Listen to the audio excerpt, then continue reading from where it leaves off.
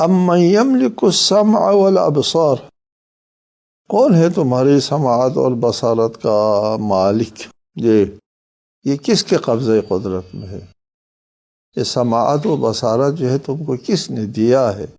مالک حقیقی کل کائنات کا اللہ تعالیٰ ہے، اور اگر کوئی اور اگر مالک ہوتا ہے تو پھر وہ حقیقی مالک نہیں ہوتا ہے، وہ اللہ کی طرف سے تملیک من المالک الحقیقی کی وجہ سے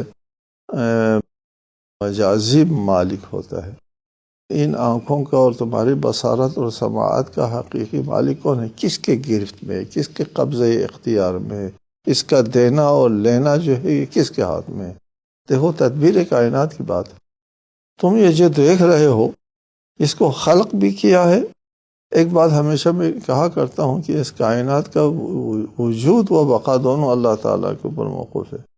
کائنات وجوداً و بقاً، اور اگر اللہ تعالیٰ نے ہاتھ اٹھائے ایک لمحے کے لیے کائنات قائم نہیں رہ سکتی۔ لہٰذا یہ سمع و بصر جو ہے اس کا مالک حقیقی اللہ تعالیٰ ہے۔ کون ہے مالک حقیقی؟ تو کون تم کو سماعت و بصارت دے سکتا ہے؟ کون تم سے سماعت و بصارت چھین سکتا ہے؟ وہ اللہ ہے۔